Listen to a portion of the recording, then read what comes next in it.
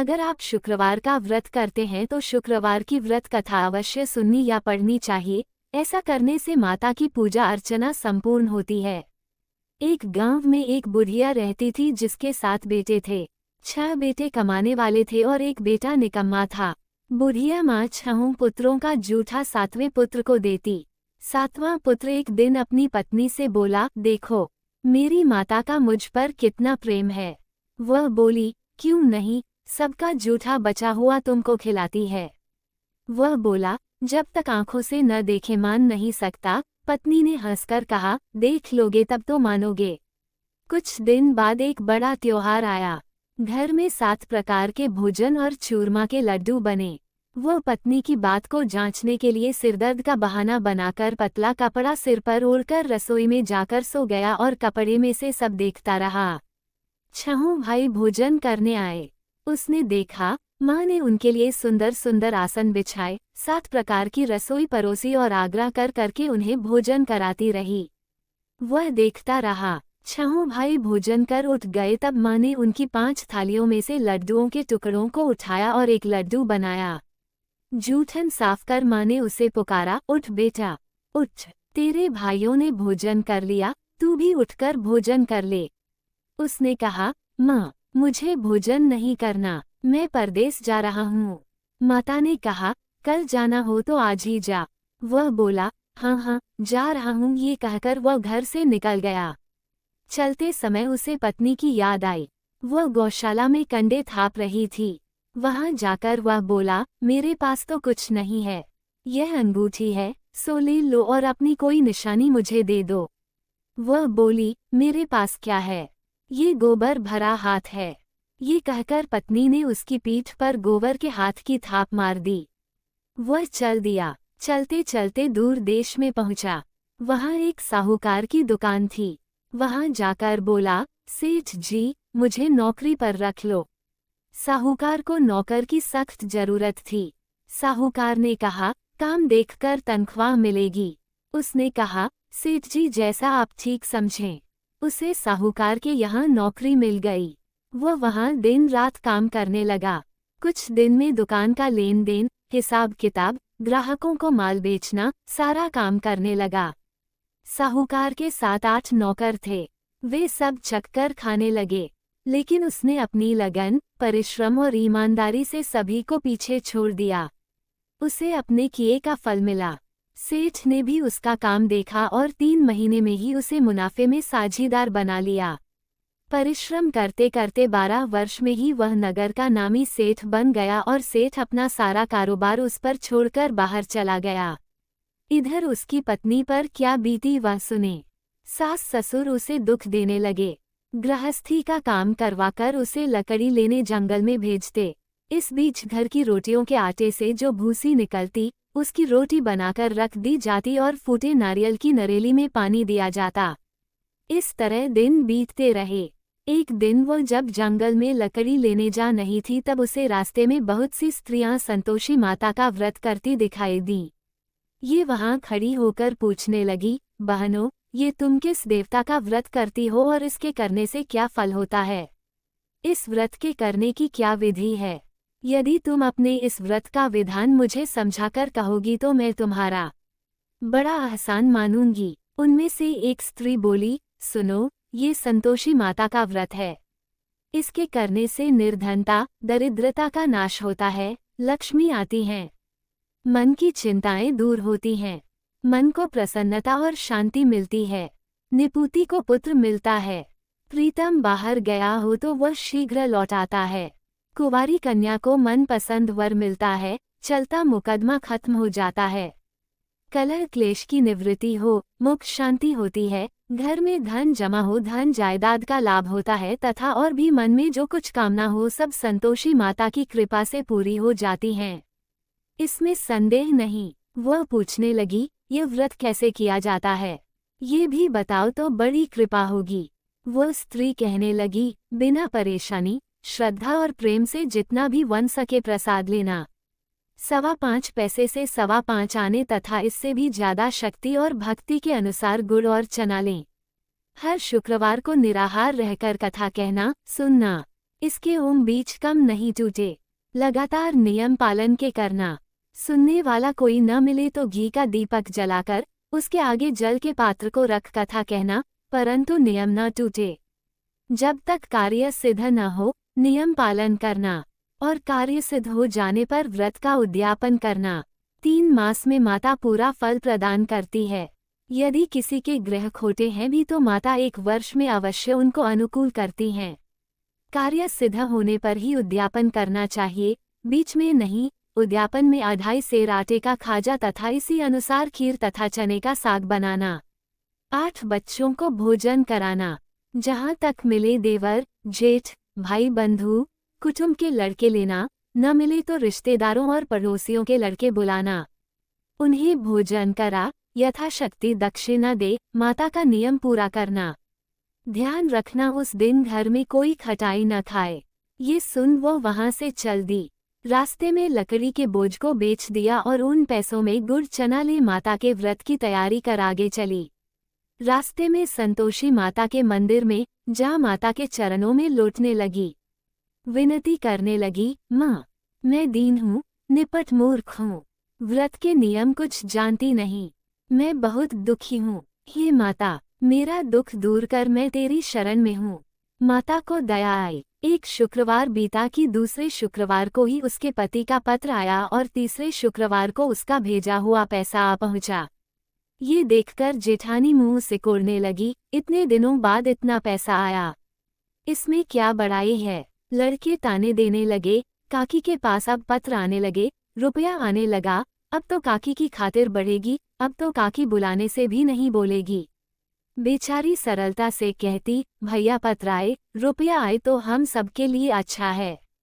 ऐसा कहकर आंखों में आंसू भरकर संतोषी माता के मंदिर में जा मातेश्वरी के चरणों में गिरकर रोने लगी। माँ, मैंने तुमसे पैसा नहीं मांगा, मुझे पैसे से क्या काम, मुझे तो अपने सुहाग से काम है, मैं तो अपने स्वामी के दर्शन और सेवा मांगती।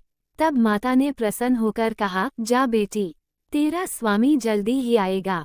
ये सुन खुशी से बावली हो वह घर आकर काम करने लगी। संतोषी माँ विचार करने लगी, इस भोली पुत्री से मैंने कह तो दिया कि तेरा पति शीघ्र आएगा, पर आएगा कहाँ से? वह तो इसे स्वप्न में भी याद नहीं करता, उसे इसकी याद दिलाने तो मुझे ही जाना पड़ेगा। संतोषी माता ने उस बुढ़िया के बेटे को स्वप्न में समझाया, पुत्र, तेरी घरवाली कष्ट उठा पाँच रही है। ये बोला, हाँ माता, ये तो मुझे भी मालूम है, परंतु क्या करूं, वहां कैसे जाओ? परदेश की बात है, लेन देन का सारा हिसाब किताब है, कोई जाने का रास्ता नजर नहीं आता। आप ही कोई राह दिखाएं कि वहां कैसे जाऊं।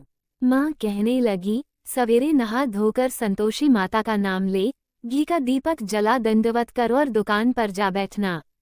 देखते देखते तेरा लेन देन चुक जाएगा, जमा माल बिक जाएगा, सांझ होते होते धन का ढेर लग जाएगा। वो अगले दिन सुबह बहुत जल्दी उठा। उसने अपने मित्र बंधुओं परिचितों से स्वप्न में माता द्वारा कही गई बात कह सुनाई। वे सब उसकी बात सुनकर उसकी खिल्ली उड़ाने लगे। वे कहने लगे कि कहीं कभी सपने की बात भी सच्ची होती है। एक बूढ़ा व्यक्ति बहुत समझदार था। वह बोला, देखो भाई, मेरी बात मानो, इस तरह सांच या झूठ कहने के बदले देवता ने जैसा कहा है वैसा ही करना। तेरा क्या जाता है? बूढ़े की बात मानकर नहा धोकर उसने संतोषी माता को प्रणाम किया। फिर भी का दीपक जलाकर दुकान पर जा बैठा। शाम तक धन का ढेर लग गया। वह हैरान हुआ, मन में संतोषी माता का नाम ले प्रसन्न हो घर जाने के वास्ते गहना, कपड़ा व सामान खरीदने लगा। सब काम से निपट अपने घर को रवाना हुआ। उधर उसको पत्नी जंगल में लकड़ी लेने गई। लौटते वक्त थक जाने के कारण संतोषी माता के मंदिर पर विश्राम करने बैठ गई। ये तो उसका रोज रुकने का स्थान था। धूल उड़ती देख उसने माता पूछा, हे माता, ये धूल कैसी उड़ रही है? माँ ने कहा, हे पुत्री, तेरा पति आ रहा है। अब तू ऐसा कर, लकड़ियों के 3 बोझ बना, एक नदी के किनारे रख, दूसरा मेरे मंदिर पर और तीसरा अपने सिर पर रख। तेरे पति को लकड़ी का गड्ढा देखकर मोह पैदा होगा। ये वहां रुकेगा, नाश्ता पानी बना खाकर माँ से मिलने जाएगा। तू लकड़ी का बोझ उठाकर जाना और बीच चौक में गड्ढा डालकर 3 आवाजें जोर से लगाना। लो सासू जी, लकड़ियों का गट्ठा लो, भूसी को रोटी दो, नारियल के खोपरे में पानी दो।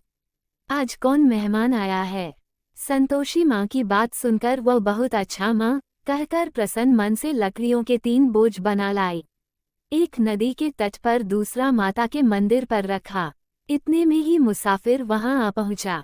सूखी लकड़ी देख उसको इच्छा हुई कि अब यहीं विश्राम कर ले और भोजन बनाकर खा पीकर गांव चले। इस प्रकार भोजन कर विश्राम कर वह अपने गांव में आ गया। उसी समय बहू सिर पर लकड़ी का गड्ढा लिए आई। उसने गड्ढा को आंगन में डाल जोर से 3 आवाजें दी। लो सासू जी, लकड़ी का गड्ढा लो, भूसी की रोटी दो, नारियल के खोपर में पानी दो।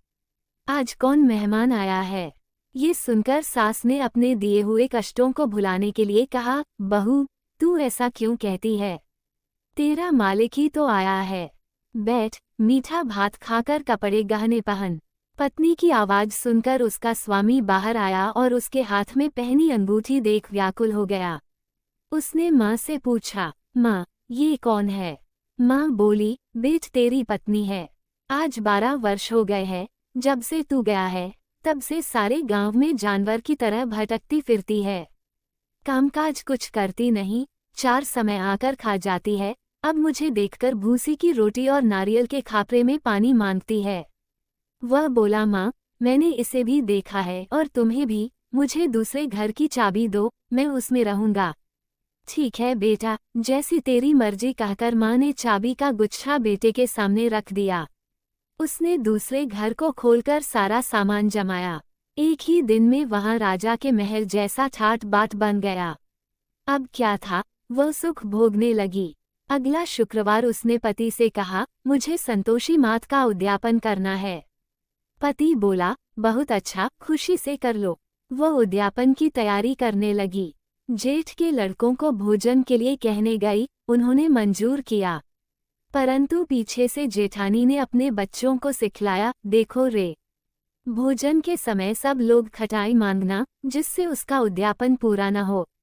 लड़के भोजन करने आए, खीर पेट भरकर खाए, परंतु बात याद आते ही कहने लगे, हमें कुछ खटाई खाने को दो, खीर खाना हमें भाता नहीं, देखकर अरुचि होती है। लड़के उठ खड़े हुए, बोले, पैसे लाओ। भोली बहू कुछ जानती न थी, उसने उन्हें पैसे दे दिए। लड़कों ने बाजार जाकर उन पैसों से इमली खरीदी और खाई। ये देखकर बहू पर माताजी ने कोप किया।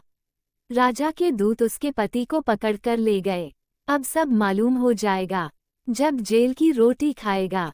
बहू से यह वचन सहन नहीं हुए।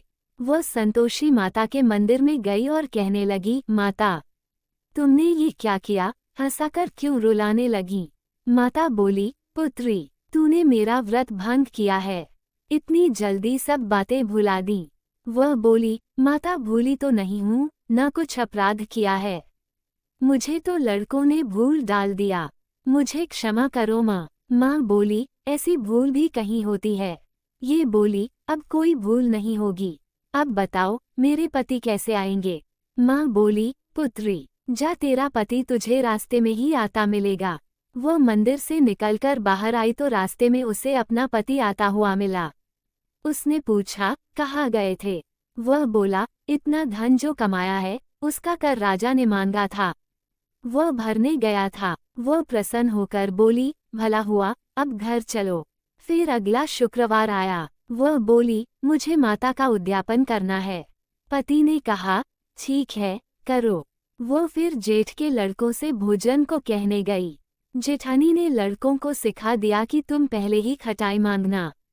लड़के भोजन करने बैठे, लेकिन भोजन करने से पहले ही कहने लगे, हमें खीर पूरी नहीं भाती, जी बिगड़ता है, कुछ खटाई खाने को दो।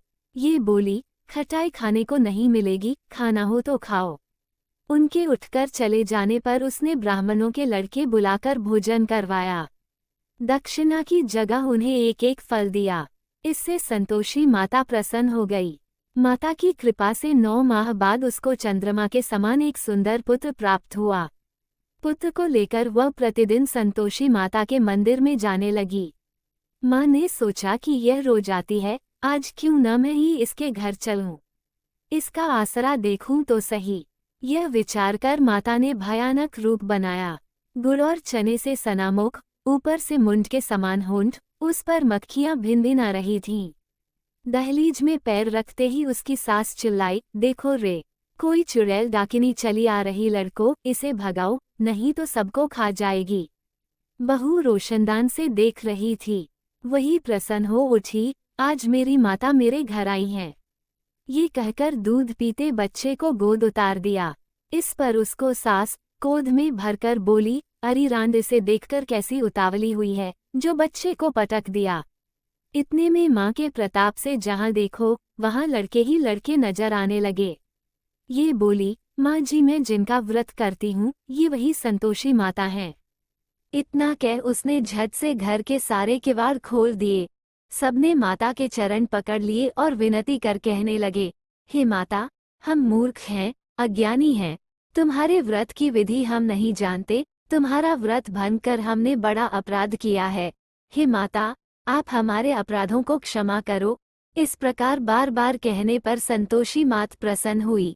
इसके बाद उसकी सास कहने लगी, हे संतोषी माता, आपने बहू को जैसा फल दिया वैसा सबको देना। जो ये कथा सुने या पढ़े उसका मनोरथ पूर्ण हो।